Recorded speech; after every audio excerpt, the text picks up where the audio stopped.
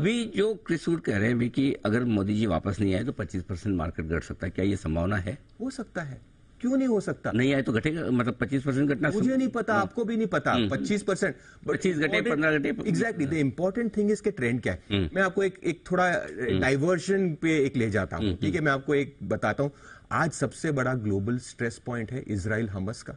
Can you agree कि एक Israel जैसी कंट्री में बहुत तबाही है, क्योंकि उनके जितने भी एबल बॉडीड मेन विमेन है, आज वो लड़ाई कर रहे हैं, इकोनॉमी को कौन चलाएगा, फैक्ट्री में कौन रह जाएगा। तो जिस दिन ये अटैक हुआ था हमास का 5 और 6 अक्टूबर के बीच में, अगर आप देखें तो उसके बाद लाहिज इट्स नॉर्मल कि ये मार्केट उनका गिरा। आज 1.5 महीना ऑलमोस्ट हो गया है, वहां से कितना दूर है market? It is only down 2%। बस इतनी बड़ा युद्ध चल देश लड़ रहा है, लेकिन लड़ रहा है, पूरी जवान जनता, उनकी फौज मिलिट्री उधर चली है। फिर भी at a point in time आज उनका मार्केट वो 5 अक्टूबर के क्लोजिंग से सिर्फ 2% नीचे है।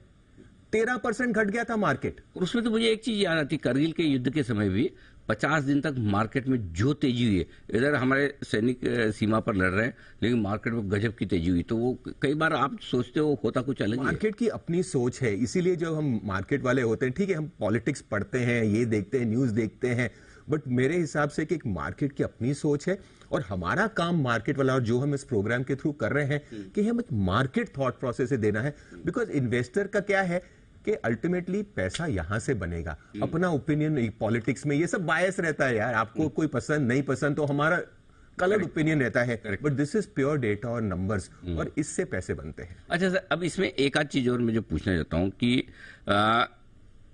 जनरली एफआईज भी है तो वो मार्केट को क्लोजली देखती है, इन इवेंट्स को क्लोजली देखती है, पता सबको है कि लॉन्ग टर्म में कुछ नहीं होना है, लेकिन क्या वाकई में उनके फ्लोज पर, उनके तुरंत इन्वेस्टमेंट पे बड़ा फर्क पड़ेगा?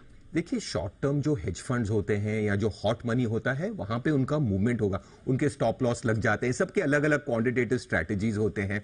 बट मैंने देखा है कि ये एफआईएफ फ्लो भी जो है, जो आज एक बहुत बड़ा प्रश्न है, बिकॉज पिछले 2 साल से मतलब अपना मार्केट न्यू हाई कर रहा है, सबको लग रहा है यार ये एफआई को क्या दिख रहा है, क्यों बेच रहे हैं, कि यहाँ हम मूर्ख हैं या वो मूर्ख हैं। तो मेरे हिसाब से कि जो एफआई फ्लोज होते हैं वो सिर्फ ऐसा नहीं कि वो इस कंट्री को पसंद करते हैं या नापसंद करते हैं, ये एक global multi asset class play होता है।